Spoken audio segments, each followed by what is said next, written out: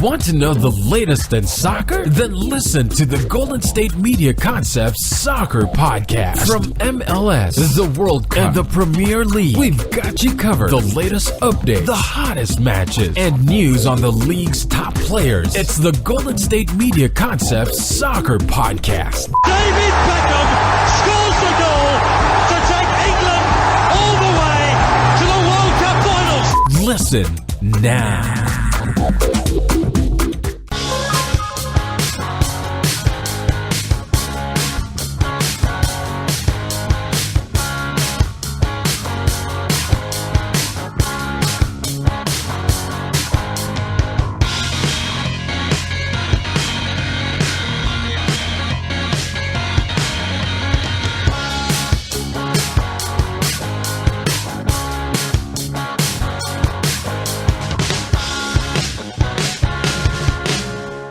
Welcome to the GSMC Soccer Podcast. I am your host, of course, Mark Susan. With me, as always, Jeff Malinoff. How's it going, Jeff? I got a massive headache, so I'm sorry if I'm not involved in the conversation as much as I should be, but I'm not feeling very well. Way to start the episode off right. Well, I'm going to be honest. Yeah, well, sometimes you're supposed to lie. The left side of my head is just throbbing. Like too much honesty is like a bad thing. Like in a relationship. Like when the girl says, "How does this look?" and you think it looks all right, but like maybe not great, but you just say you look great. You just do that. Okay, I think this is a little different scenario. But I was comparing it to another situation where you're supposed to put on your positive face, right? Does this outfit make me look fat? Yes. You son of a! I've lost weight recently too. I feel good. That's good, man. From the neck down, I feel good. From the neck up, I feel like it's hard to lose weight garbage. during this time of year, like right? Thanksgiving. Beginning of December, I was 187, and right now, I'm 181. Wow! Congrats! Thank you. So we have a lot to talk about. A lot of things have happened in the world of soccer this week since the last time we met. Last time we met, we talked about Pulisic joining Chelsea. He won't join until the summer, of course, but the deal is done. He will be moving from Germany to England to play his professional soccer for the next couple of years. No, speaking of Chelsea. We'll get to them later. Okay. But we got to start off with last Wednesday we talked about how there's a crucial English Premier League match coming up that had an effect on the entire league, and that was Manchester City hosting Liverpool at the Etihad Stadium in Manchester City. Now, the first time they met, the teams played to a very dull 0-0 draw. Not a lot of action. It seemed like both teams really weren't going after one another. It was early in the year. You could see that the players were tense. Neither team wanted to make a mistake, and ultimately the result matched how the teams played on the field. But this time, however, with a gap in the standings, Liverpool they were up 7 points on Manchester City leading into this game. So a win by Liverpool could have really stretched out this lead for them and really taken a big step towards winning the league this season. So it was crucial for Manchester City to get not just a result, but a win, as they were in third place before this game. Manchester City, as you probably know, did win this game. They scored in the 40th minute. Sergio Aguero, of course, the man, the myth, the legend, club legend, Sergio Aguero, who scored the most important goal in their club's history.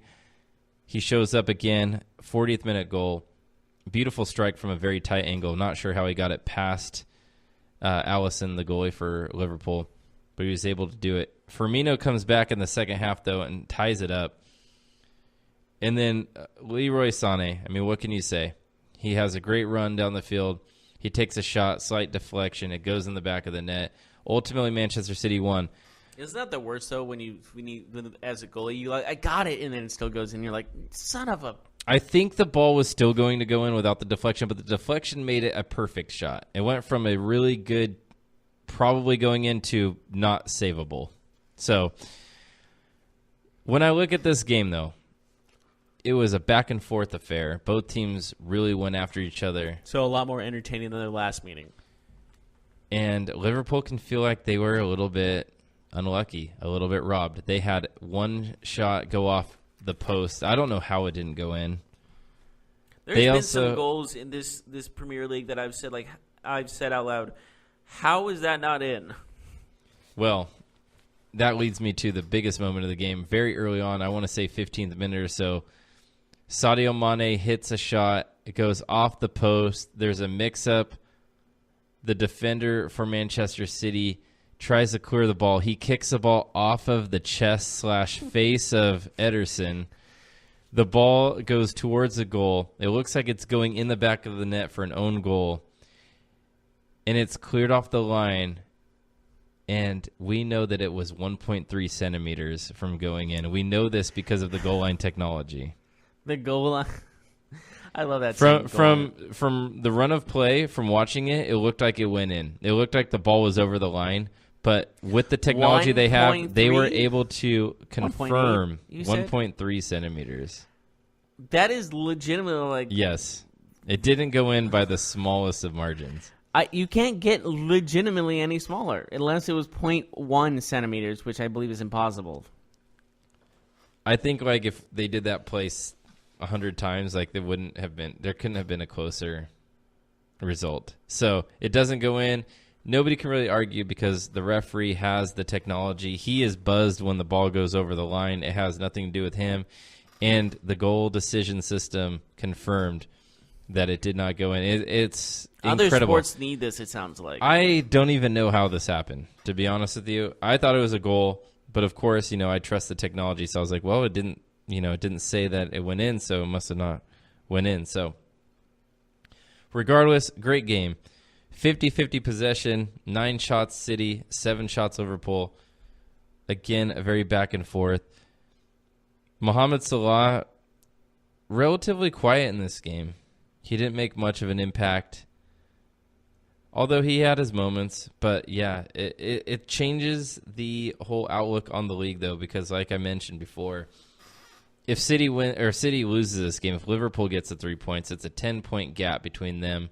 It's a 9-point gap over Tottenham, and it really they really set themselves apart. But now they're looking at a 4-point cushion in the league with 2 teams right behind them within 2 games, setting up a great second half of the season. We're now 21 games through in a 38-week season, so 38 weeks, man. 17 to go. That was also Liverpool's first loss of the season. They're now 17. Oh, right. They were undefeated. Yes, they're 17-3-1. The streak is over. And Manchester City has the next lowest amount of losses at 3. So they're still ahead in losses.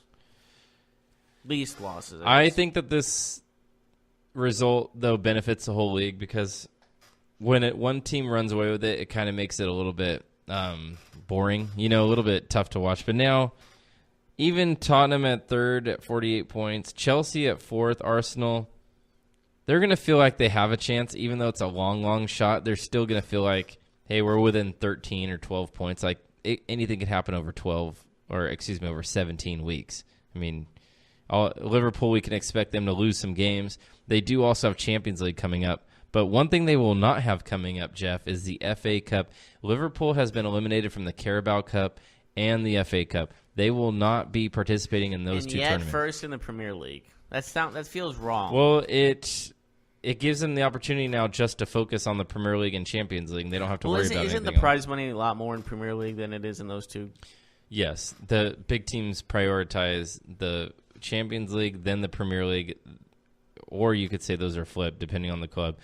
But definitely the 2 cups are in the mirror, in the rear view mirror, considering all the competitions. Yeah, absolutely. And when Liverpool is obviously on a kind of a slump at the moment since their first loss of the season, and then they lost to Wolves on Monday in the Carabao Cup, the FA Cup. But they were using a change squad. They only had maybe 3 or 4 regulars starting that game. They definitely played a lot of their younger players and their backup players to get some playing time. After this loss in the Premier League, are they in panic mode or are they in calm down before things get out of hand? No, I think they're perfectly fine with where they're at. It was always going to be tough for them to go win at Manchester City. I mean, it was the hardest game on their... Yeah, it was their hardest game to date. From their schedule, right? So I think they're okay with it. I think they're perfectly fine with how it went down. Just an aw shucks and move on. Yeah, you don't want to make too much of it. You just hope that it doesn't continue. The loss to Wolves in the FA Cup, I mean, Wolves played most of their starters. It was a bigger game for them. They were at home. It just meant a little bit more for them to get the win. But we also had another match in the EPL this week that had a lot of importance. Chelsea and Tottenham played in the Carabao Cup, also known as the League Cup. 1-0, Tottenham gets the win over Chelsea. Both teams played pretty much their starting squads, even though it was a cup match and it is a two-leg semifinal, so these teams will play again, and Chelsea will have the opportunity to go home and try and win that game so they can move on and actually go to the final. But Harry Kane scores a goal on a penalty kick, rightfully given, and Tottenham gets the win. Tottenham does not win trophies. That's like their thing. That's what everybody gets on them about, how they're supposed to be one of the big clubs, but they never win anything. Well, they do have the advantage in the semifinal of at least the League Cup. So if they can get to the final, maybe they'll win their first trophy under manager Mauricio Pochettino. Say that 3 times fast. Mauricio Pochettino? Yeah. Who we still are not sure if he will remain at Tottenham, because it does sound like Real Madrid might come calling this summer, or Manchester United. Do you think he'll, if it's Real Madrid, didn't he already admit he's going to Real Madrid if they offer him something? Or was that somebody else? Well, Real Madrid usually gets who they want. Mm-hmm. Yeah. So they have the money for it. They absolutely do. Now, Tottenham, they are still waiting for their stadium to be ready. Their stadium has been postponed from being ready for about a year now. It got moved from February back to March. That's the latest. Sounds like the LA stadium in Inglewood. It's also funny because we've heard that in the NFL in the United States, the Oakland Raiders are considering playing at Tottenham's new stadium for next year, and that stadium's not even ready. Wait, seriously? Yeah. Wow. They have been in talks. So for Chelsea, they've had a struggle at their center forward position. The Tottenham Raiders. It works. Chelsea's had a problem with their center forward position. Alvaro Morata has been a bust. Olivier Giroud, not much better. It is now said that Gonzalo Higuain will be making a transfer from AC Milan to Chelsea in this month, in this transfer window, to replace, I don't know if either one is headed out or just will remain on the roster, but will be the center forward that Chelsea has been lacking this year. He will be reunited with his coach Mauricio Sarri that he was with in Italy. What do you think about this move for Chelsea? The move's all right. It's one of those things in where you just got to go with the punches and just adapt. And the best teams do adapt in situations like this, and I think Chelsea's going to be fine in the long run. Mm-hmm. I know that sounds generic, but like sometimes you got to know, like if this happened to another team, I don't think they can bounce back from this. Like if it was like the Wolves, for example. I know it's a bad example, but you know what I mean. And then you look at Chelsea, they're just their club is more in shape, if you will. I mean, they're a big club. They're structurally sound. They're a big club, so they're always going to be contending regardless. It does kind of hurt them that Pulisic is not joining them until the summer. They can't use him this year because he might be a player that they could use right now. Yeah, but by this time next year, he'll be on that team and contributing. Mm-hmm. So it's one of those things where you're like, next year we'll be fine. Let's just do what we can before then. Going from the Carabao Cup to the FA Cup, Arsenal will be playing Manchester United. That's who they were drawn against when they pulled the names. That's an interesting cup match. It'll be the fourth round of the FA Cup. What do you think about that? Well, I like it. Those matchups are always, it's a pretty entertaining matchup. There's a lot, there's a storyline to it, I guess you can say, if you will. And I think that's what really drives in viewership is a storyline. Like, if it's just two random teams, I know it's still the FA Cup, and I understand that. But when it comes down to it, when there's background to the matchup, it makes it a little more fun to watch. More must see. So that game will be on January 26th, and Arsenal will be hosting. And that's the day after Resident Evil 2 comes out, the remake. Oh, God. It is interesting, though, because these are two clubs that could really use a cup run, could really use a trophy. They need it for water. They're thirsty. That's not a good joke. You walked right into it. That's not a good joke. You said they needed a cup. Come on. I know it's a trophy, people. Come on, when you say cup, you think maybe if they win enough trophies, they can use them as a beer pong table. A beer pong table? Like, they have all the cups would just be the trophies instead of actual cups. Oh, interesting. But That's a weird thing to say. You need to win like 10 different cups for it to work, but I think it would be cool to have. There's not that many in a season, my friend. I meant just overall, just 10. I don't know anything about cups, but I do know a little bit something about audiobooks. Nice segue. Audiobooks inspire us, motivate us, and bring us closer, and there's no better place to listen than with Audible. Get your first audiobook free along with 2 selected Audible original titles and exclusive fitness programs when you start a 30-day trial. So take the time to listen on Audible. Just visit audible.com/GSMCbook or text the code GSMCbook to 500 to get started. Again, get your smartphone out, text GSMCbook to 500 and you can take advantage of that free 30-day trial starting today.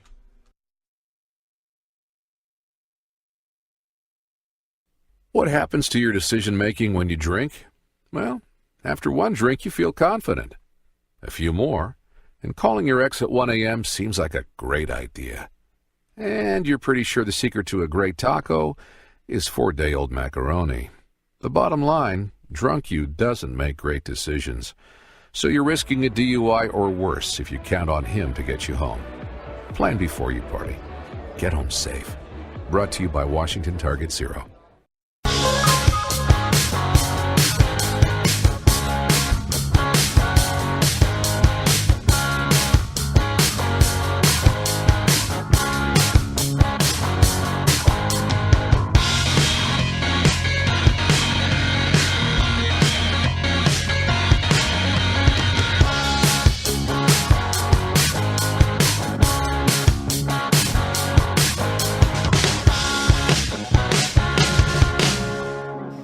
And welcome back to the GSMC Soccer Podcast. Again, we just talked about some results that happened lately with Liverpool and, of course, the Carabao Cup semifinal first leg. Transfer rumor, Higuain to Chelsea. It could go down. We'll talk about a few. Chelsea's been on the move recently. We'll talk about other things going on in the world, but there was a study that was done that I found very interesting. Most valuable soccer players in the world at this moment in time. So we have to remember, this has a lot to do with age. Messi and Ronaldo are not on the list. They're not in the top 5 because they're now older. They're in their 30s. Okay. All these players are, I want to say, 28 or younger. It sounds like it's like it's a top prospect type of thing. The first one is the youngest one. The highest, most valuable player in the world, some would say, is Kylian Mbappe. $218.5 million is his worth to a club. Followed by Harry Kane, Tottenham Hotspur player, $200.3 million. Then we have Neymar from Brazil, of course, from PSG. I think that speaks for himself. $197.1 million. Raheem Sterling, English international and Manchester City player, $185.8 million. And rounding off the top 5 is Mo Salah from Liverpool, of course, the Egyptian, $184.3 million. Do you agree with this list, or is there any glaring omissions for you? No, that sounds about accurate. I'm a little surprised Messi's not on the list. I know he's older, but he's still incredibly good, and he's younger than Ronaldo. whereas Ronaldo is now 34 years old. I believe he just turned 34 a few days ago, about 4 days ago. 33 or 34. And Messi, I believe, is 30 or 31. But I am a little surprised because Messi is still very, very good. He might not be what he was 1 or 2 years ago, maybe even 2 or 3 years ago. He's still got the power and accuracy in his legs and scoring machine. He's still A scoring machine. yeah. Scoring machine. Scoring machine.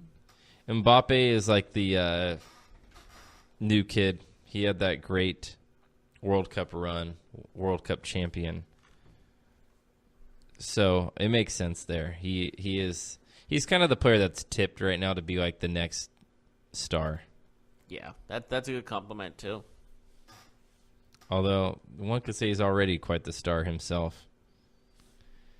Bayern Munich, though, they announced the signing of Benjamin Pavard. Pavard is the left back of the French national team. In fact, his goal was voted goal of the tournament, where he had a incredible curled shot, which seems like it just floated in the air forever around the goalkeeper. It was beautiful to see. He is moving to Bayern Munich.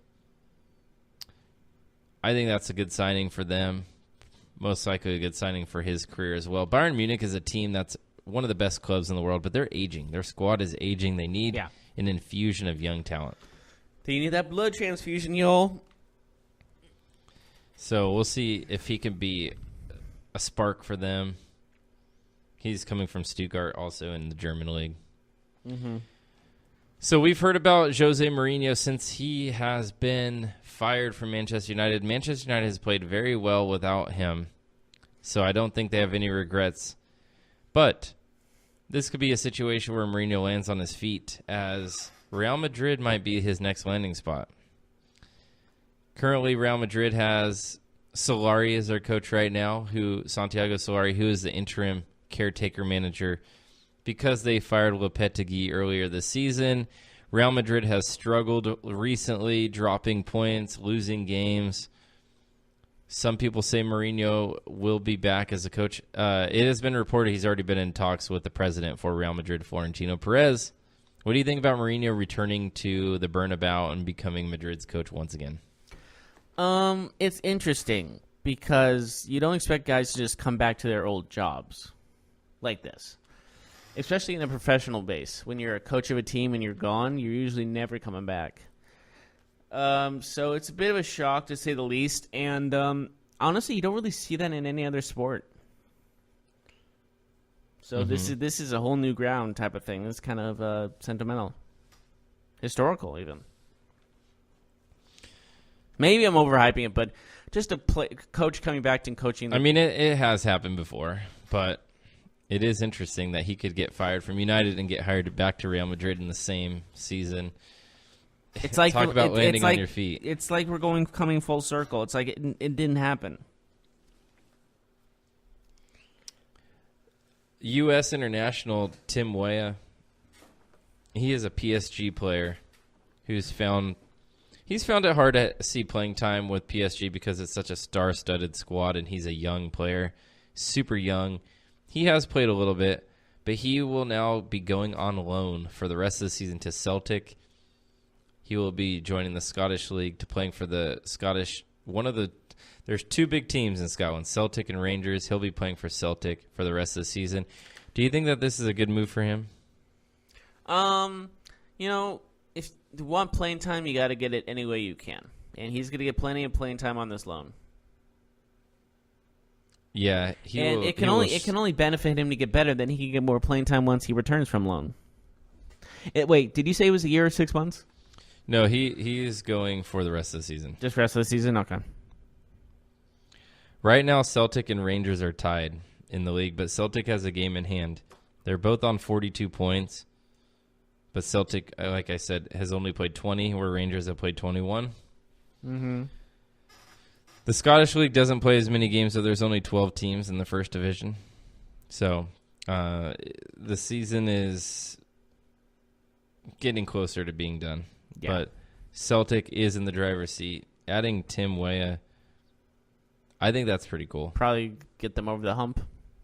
He'll get a chance not just to play, but he'll get a chance to be a star, which I find important. He's coming in as arguably the best player on that team, huh? Maybe not. I don't know. I don't really know too much about their roster, but they do have He's older starting, players. that's for sure. They do have veteran players. He'll get a lot of playing time. He has a chance to help that team secure a title and be the spark that they need for their push. And you got to like that. I mean, what can you say? It's great that he's going to get playing time. You don't want him just to sit behind the legends like Neymar and Cavani and some of those guys. Yes, it's nice to train with them, but you need to play. He needs to prove himself. He maybe needs to prove to himself that he can play at that level. And he can't do that when he's not getting any playing time. It'll be good for him to play for the next 6 months. He already got 6 months to play with PSG, train, and see limited playing time, so it'll be nice for him to get some actual on-field action in. Scottish League isn't the best, but it's all right. It's not like he could be going to a lot of worse leagues, in my opinion. We have to talk about, though, probably one of the craziest thing you'll ever see. A soccer team, I don't know if you saw this. I'm trying to remember which country it was. One of their teammates passed away, and they sent him off by scoring a goal off his coffin. But they kicked the soccer ball at his coffin. Yes, off of his coffin in the goal. I don't know. I understand the sentimental value, but you're damaging his coffin. Because you got to kick it at a certain speed and power. They didn't kick it that hard. It just goes on full speed. But I don't know. You can do other things. Deportivo Llamas is the name of the Mexican soccer team. Maybe just leave a soccer ball in his coffin. I would understand that premise. But kicking a soccer ball at the guy's coffin to make a goal and counting the goal, it statistically counts as a goal, no? Didn't you tell me it statistically counts as a goal in that league? It was a ceremonial thing that they did. It doesn't. That's not a tradition.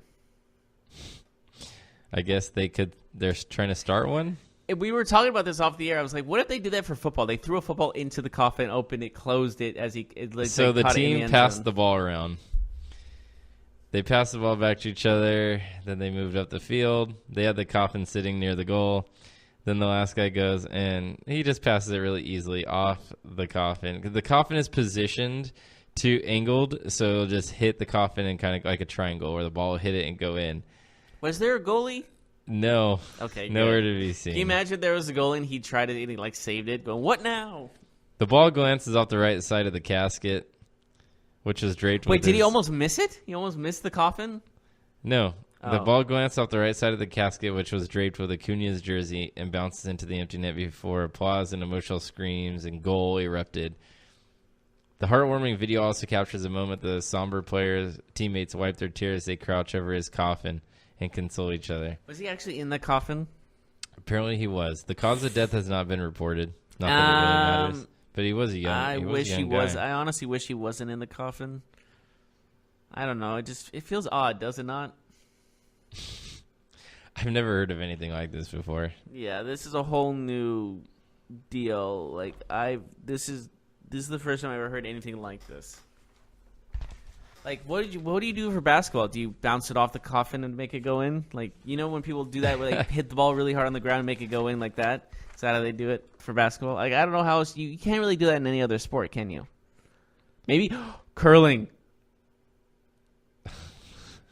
Instead of the stone, you use the coffin. Oh yeah.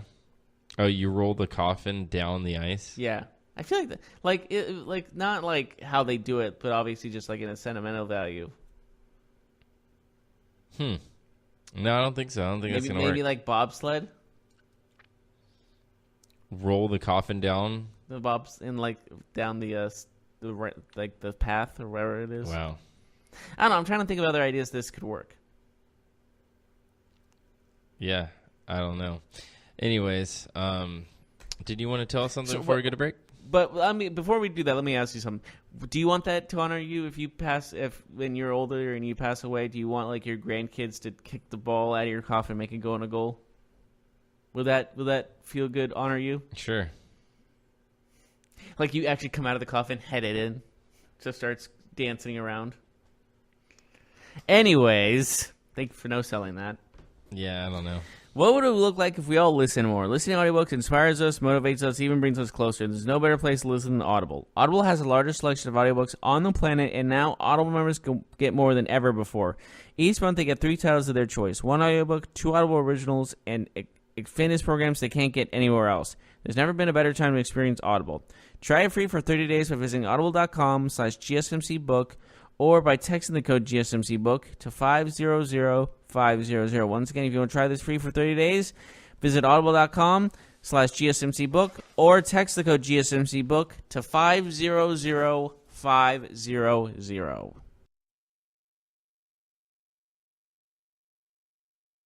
What happens to your decision-making when you drink? Well, after one drink, you feel confident. A few more, and calling your ex at 1 a.m. seems like a great idea. And you're pretty sure the secret to a great taco is 4-day-old macaroni. The bottom line, drunk you doesn't make great decisions. So you're risking a DUI or worse if you count on him to get you home. Plan before you party. Get home safe. Brought to you by Washington Target.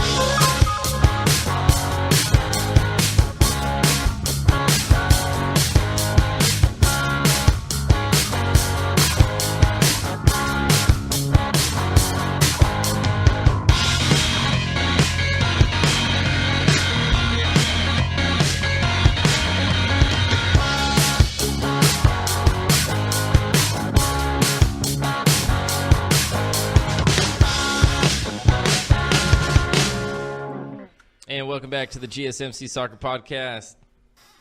Talking about, I know a couple weeks ago we talked about some of the bad things in the sport, some racial abuse. It just seems like in this day and age it shouldn't be a thing, but it's still a thing, you know? I know what you mean.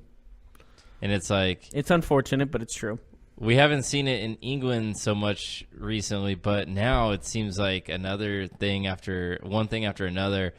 You had a story that you want to talk about in a women's FA Cup game? Yes, there was some inappropriate comments made on the field as it was Sheffield United versus Tottenham women's or ladies, I guess. It's Tottenham Hotspur's ladies, I think that's what it's called.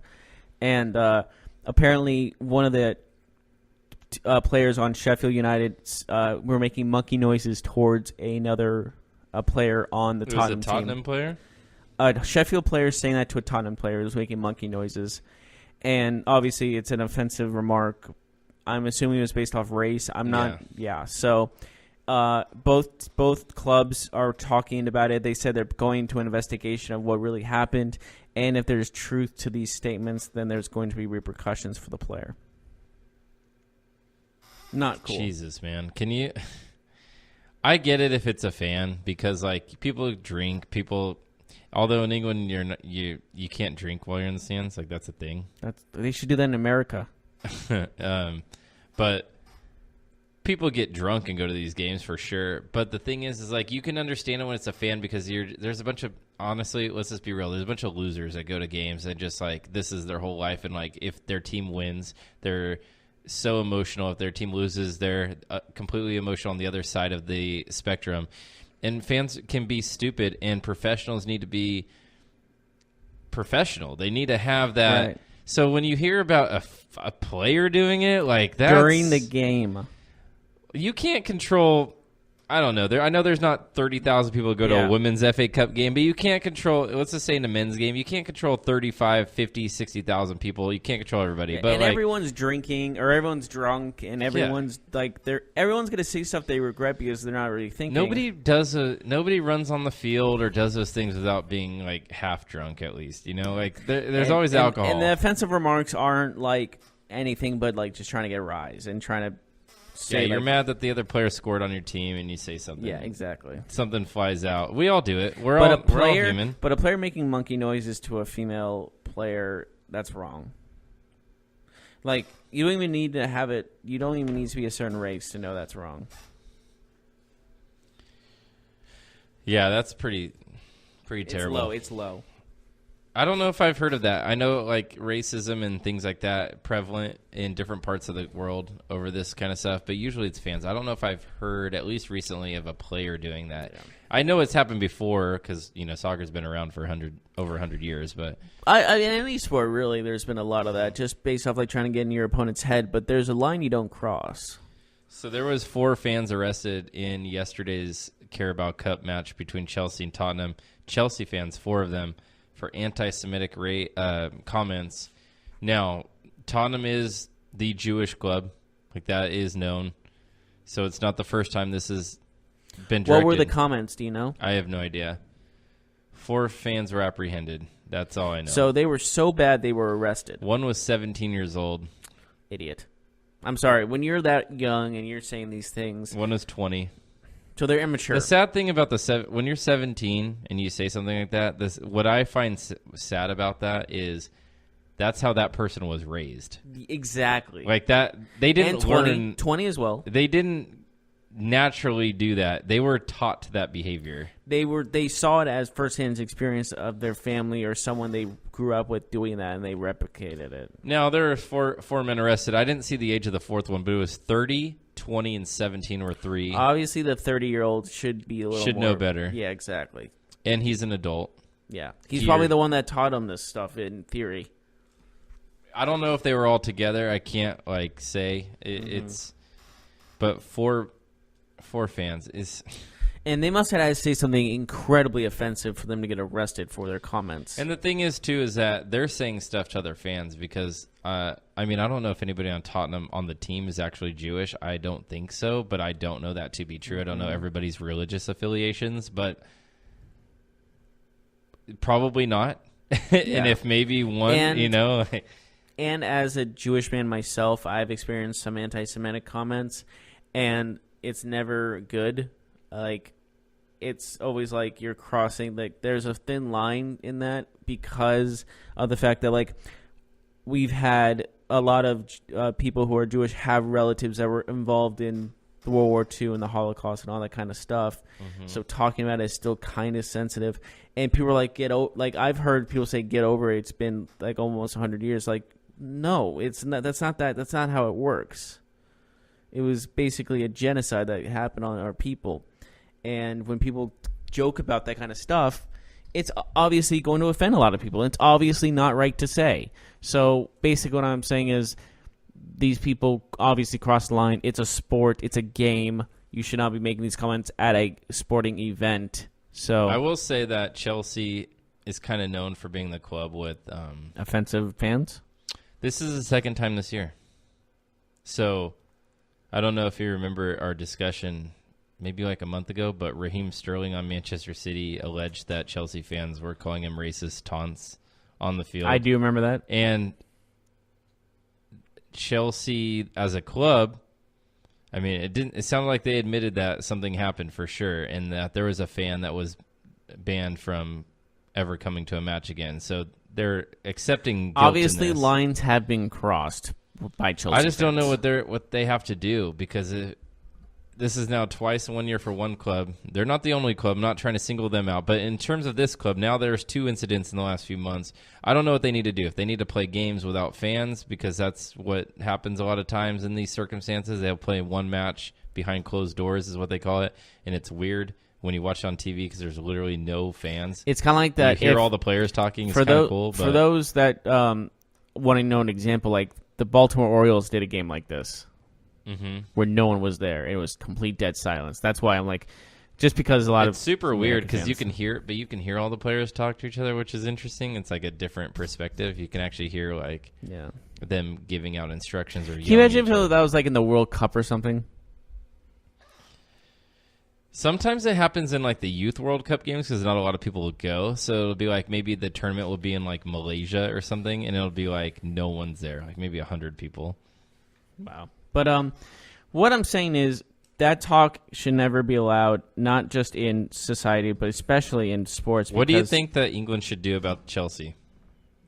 What should the federation do in terms of sanctions, because I don't think they can get away with. Nothing happened to them the first time when they handled it within the club, but the federation didn't do anything. But now the federation has to do something, right? This is now the second time that they have been charged with abuse. Verbal abuse, racial, religious, whatever you want to call it. Disgraceful, period. So, do they fine the club?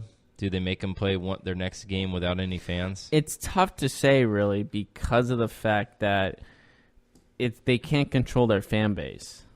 But at some point they have to do something, right? Like they got to try at least. Probably. I don't know what you would do, though. So I have an interesting story for you. Heineken. Are you aware of the beer Heineken? Yes. Are you aware that they're a sponsor of the Champions League and a lot of soccer? They have trademarked. Yes, you heard this right. They have trademarked the phrase "the official beer of soccer." You can trademark that? Apparently, you can, and they have. So I could trademark the official, wow, okay. I mean, you got to go through the application process. I know, but that means you can that's okay. But you're still, no one else can say they're the official beer anyways, because you are the official beer of what's going on. Are you a fan of Heineken? I'm not a fan of beer in general. I barely drink, to be honest with you. So, speaking of beer, Wayne Rooney was charged with public intoxication. Nice segue. Yes, he was. Wayne Rooney arrested at an airport. Obviously, he does not care about his team, does he? It's the off season, man. He can do whatever he wants. Yeah, true. I'm not mad at him, to be honest with you. What team is he on? DC United? He is. Yeah. So well, maybe not caring about his teammates, but it's one of those things that just like he's in the. He was at Doles International. I did not know that it was called Doles International Airport in Virginia. I did not know it was Dulles. There's a bunch of different airports in Virginia that I am unaware of because of the fact that I lay over there to go to Washington, D.C. or go there to drive to Pennsylvania or something. So misdemeanor, public intoxication. He blamed it on some sleeping pills. You're still intoxicated. That still changes your output. Rooney appeared to have been traveling in the days beforehand. So he was traveling on his Instagram account. They saw that he was traveling December 14th to Saudi Arabia for an auto race, like some big thing that was going on over there. To Saudi Arabia? Why would you? Okay. And he was charged December 16th. So it sounds like he came back from his little break, and he must have been drinking on the plane. Because if he was back home or if he was off the plane, like coming back, then that's one. Wow. But he blamed it on sleeping pills. Sometimes people take sleeping pills on planes. Yeah, but especially a long trip like Saudi Arabia. How do you get public? When you get public intoxication, it's usually like he must have just been like. You must be disturbing people around you for that to happen, right? So he was swearing. Yeah, no, okay, stop right there. Sleeping pills do not make you swear in public. I'm sorry. They make you tired. They don't make you... The weird thing about this story is that he paid a $25 fine. What? That's it? Is that like a movie ticket? What? Like, how do you pay a $25 fine for... Those are things are like $150 usually. Or $200. $25? That's nothing. That F-bomb will cost you $25, sir. That's nothing. So he just started okay, by the way, sleeping pills don't just make you curse out in public. What type of sleeping pills are you taking, man? I have no idea. It's like what's it called? I don't know, alcohol does that? Yeah, he probably was drinking a little bit, I would say. I don't know how you can think sleeping pills make you drunk. Maybe he was blaming the sleeping pills, but he had maybe had like a couple drinks and then mixed with the sleeping pills. Which is deadly, legitimately deadly. Yeah. People have died. People commit suicide that way. Mm-hmm. And obviously, he was drunk. Like, you can't get intoxicated from just pills. I get that, like prescription medications. But cursing and disrupting the peace, basically what he was doing, it sounds like, that's not sleeping pills.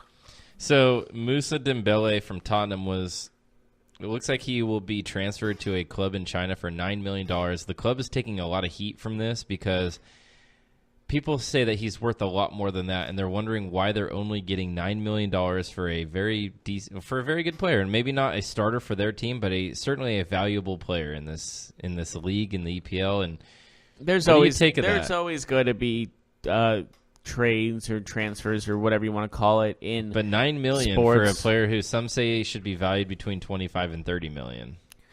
Sometimes it's like, why would they there's make more that sale? There's more to it than we think. Probably maybe problems with front office, problems with manager, problems with teammates. It could be anything.